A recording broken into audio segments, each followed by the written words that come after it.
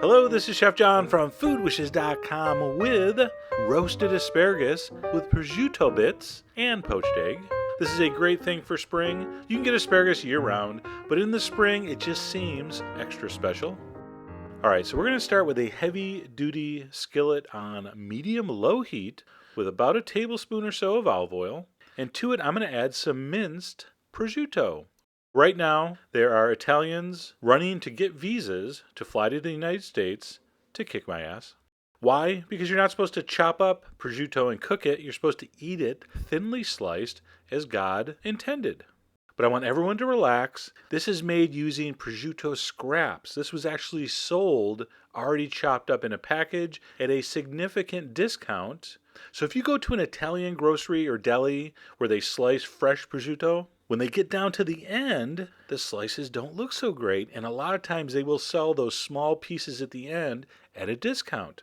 So now this is going to cook in the oven with the asparagus when it roasts. I just want to basically render a little bit of the fat out, and it's really going to flavor the olive oil in the pan. Okay? So I'm only talking about 3 or 4 minutes until it looks like that. I'm going to bring it over to my baking dish where I have 1 bunch of trimmed large asparagus. I'm going to douse that with some extra virgin olive oil, to which I'm going to add my cooked prosciutto bits. So now the prosciutto flavored oil is mixing in with that extra virgin olive oil, and it is going to be incredible. I'm going to add a little bit of freshly ground black pepper. You don't need any salt because when you cook prosciutto, it really brings out the saltiness. Okay, so be careful. Toss that really well. We want to make sure all the asparagus is coated with that marvelously flavored oil. That's going to go in a hot oven, 425, for 10 minutes. But it's not done, because after 10 minutes, we're going to give it a toss, okay? It's going to just start getting tender, but it probably isn't all the way there yet. So it's going to go back in for 5 minutes until firm yet tender.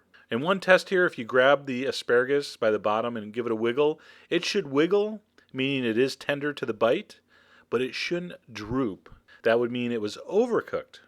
All right, to finish, I'm going to cut a lemon. I'm going to drizzle over some lemon juice to taste. I used about a half a lemon. I'm going to give that a toss. I'm going to throw that on a plate. I'm going to sprinkle our prosciutto bits over the top.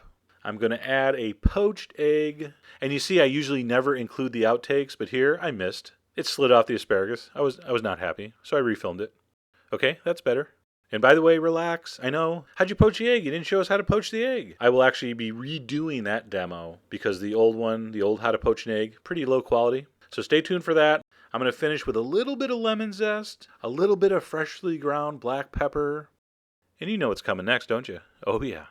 And we're going to take that perfectly roasted asparagus, scented with that prosciutto fat. We're going to dip it in that sticky yolk, and we're going to eat that whole thing just like that.